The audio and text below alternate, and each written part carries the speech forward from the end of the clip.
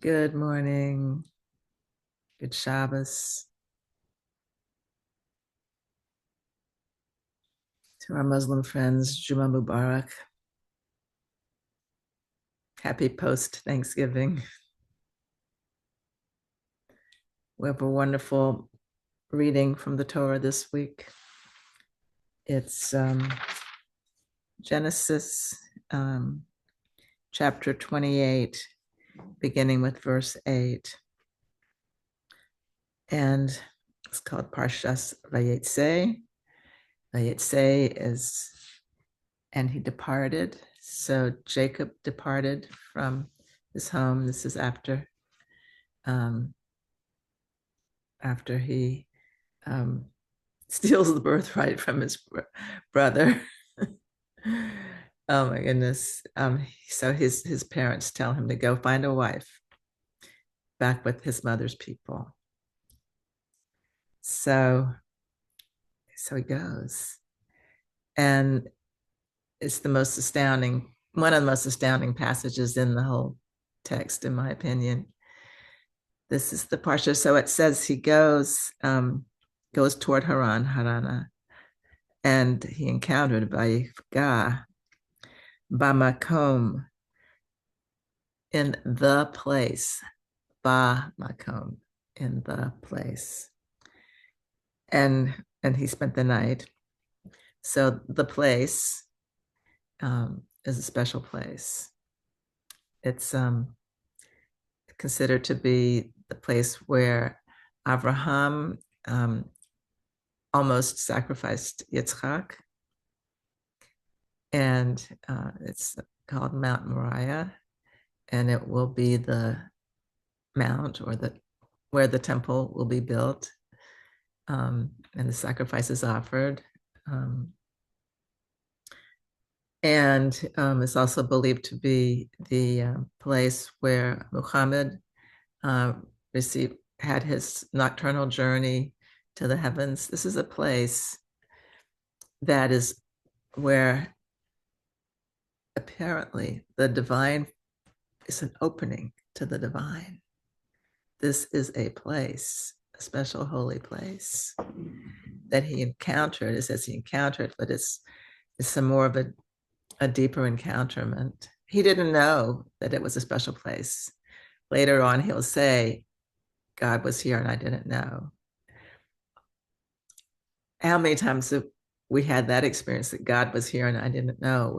We sensed something, and then, oh my goodness, it's like something God was in our lives.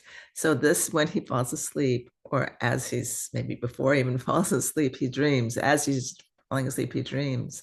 As the ladder, there's a ladder going from the ground to towards heaven, and the angels are going up and down, up and down.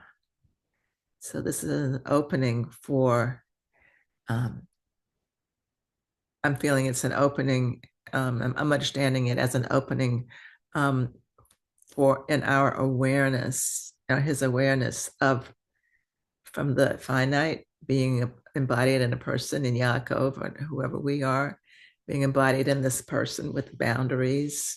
This is the head, that's not the head. This is the nose, that's not the nose. This is distinctions, different distinctions.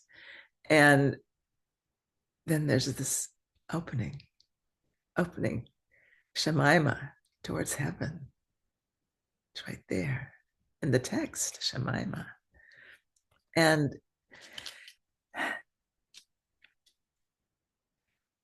what I want us to think about is how do we relate to this? It's a special dream. It's a very famous dream, Jacob's Ladder. There are many songs written about it, probably literature, poetry. Jacob's Ladder is a known experience. Is it available to us? Is this experience available to us? I think it is. I think we need to recognize it when we have it and then grow it. So for me, just thinking, like, sometimes I'll go for a walk in the neighborhood. I need to get outside. I feel I need to get outside. And after I've been walking for a little bit, just outside, just being outside, maybe, I don't know, look at a tree or the sky or whatever it is, and a smile will just appear. Where's that smile coming from? I'd like there was a lift in my whole being. There's a lift. There's a lift, and it's a chance. It's an opening to be bigger, to be like, wow, there's something more. I didn't make that smile happen. It just came. And even when we see a loved one we haven't seen for a long time, we just have this loving feeling, just this connection beyond ourselves. If we are on the lookout for them, they're happening maybe all the time, or even if we feel like sad and we just feel it in our hearts, just to be able to feel something so deeply, that's also a gift. So, and a way to connect, because then maybe we're calling out for comfort, and maybe we receive something. Maybe we receive something, or we just hold ourselves.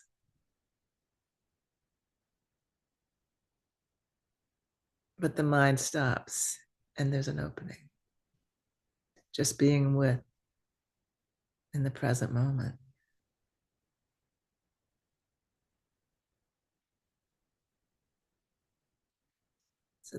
So there's a running, uh, I guess, thread through this part of the Bible, beginning with Bereshit bara Elohim et hashamayim et haaretz. And so in the beginning, or in a beginning, was created Elohim, which is the word for God, but it's a plural word. And so this is the creation being formed. So it's said, there's a tradition that understands Elohim or Elohim as the distinctions, as the creations, the creatures, that the manifestations, and they can appear distinct from the expanse, right? We're on earth, and then there's heaven above, and then we're all these little creatures crawling around. They were walking around the ground, far from heaven, it feels like. But the other name, Yud Hey and Vav Hey, we call it Adonai, or Havaya, is a way of saying it without saying the actual name, because the name is so vast that it cannot be pinned down into something spoken. Such a vastness. It cannot be narrowed down into a spoken word. So in the Jewish tradition, we never say it. Once a year, it was said in the Holy of Holies by the high priest on Yom Kippur. And that's why they tied a rope around the ankle of the high priest, in case something happened to him. Anyway, I won't go into that, this powerful name. But when we say Shema Yisrael, Adonai Eloheinu, Adonai Echad, we're unifying those two. We have Adonai, or Havaya, and Eloheinu, which is related to Elohim.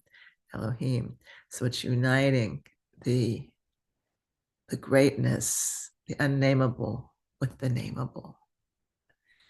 And when we have an opening like this, we have an experience of being both in a body and being in this wholeness that is unity that expands beyond anything we can possibly comprehend.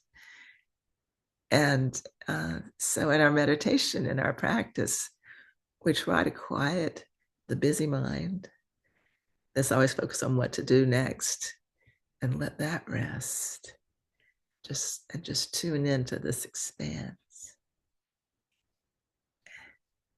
from whence we came, the soul before it was born, that we carry with us. It's a part of us.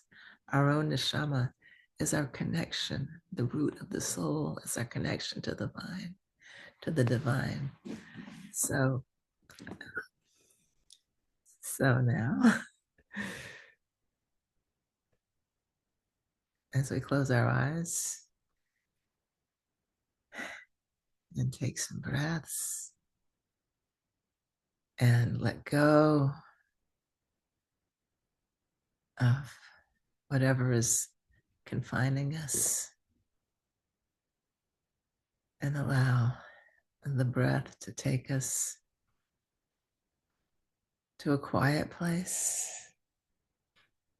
We may go in and out, just like the ladder going up and down, the angels going up and down. But when we go in, there is God. We can touch it, into it. It's part of us. It's who. This is our birthright, everyone's birthright. So I'm going to ring the bell and I'll set the timer for 30 minutes.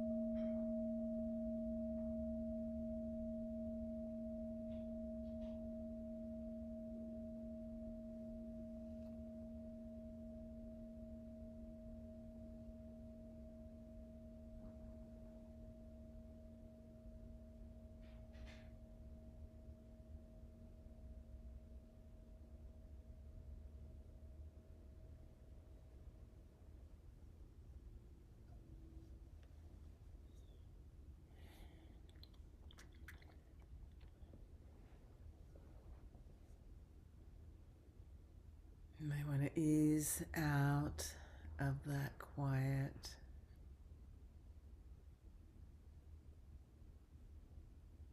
Just taking some slow breaths.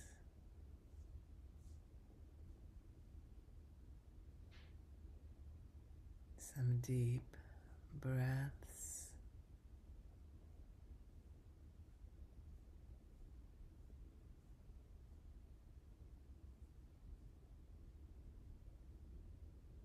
Returning to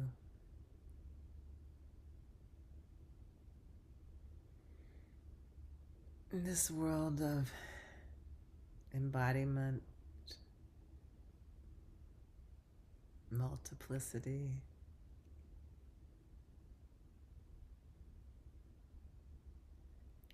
but infusing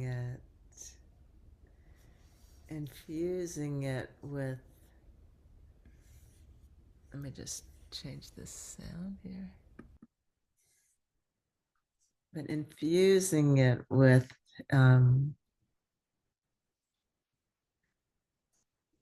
the wide spaces. I had this feeling of permeability of the infinite being a part of our experience as we are opening more and more to noticing it. It's happening, just noticing it and appreciating it. You know, yesterday was Thanksgiving, and so gratitude is kind of a theme. Gratitude, that doesn't help. Gratitude is an opening. It's the easiest opening if we can come to it. You know, just in the morning, thank you for returning my soul to me. That's the Jewish prayer, Moda Ani. Thankful am I, Lefanecha, before you. Ruach Chai V'Kayam, or Melech HaOlam, the king or the spirit of the universe, the interface. Shehazarta bi nishmati b'chemla, who has returned my soul to me with compassion. In other words, Rabba Amunatecha, great is your faithfulness. God has faith in us, right? That we are entrusted with this neshama in this body. And God is truly confident that we can be entrusted. Rabba Amunatecha, great is your trust. So that's when we first open our eyes. And the last thing before we go to sleep is Shema. Hear, Israel. Shema Yisrael. Havaya Eloheinu. The great unnameable is our God. Havaya Echad. And this is Havaya Echad, is unifying what appears to be separate with what knows nothing is separate. It's all one energy, divine energy that we're part of. And the challenge and the gift and it's like being in a I don't want to say mystery story, but a puzzle or something where it's a game and there's an exit while we're alive. There's an exit to being stuck in a body. And the exit is through prayer, and the exit is through doing good deeds, and the exit is through gratitude, where we feel this expanse. We feel it. And so can we take on that challenge of living in a body and being connected to the expanse and to the compassion? All of these qualities, these unlimited qualities of compassion, kindness, generosity, love, unlimited qualities that are in our reach if we open up to it.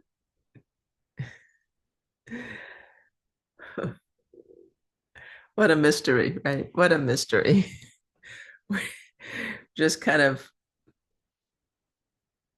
that's what the tradition is for, is to guide us through this mystery.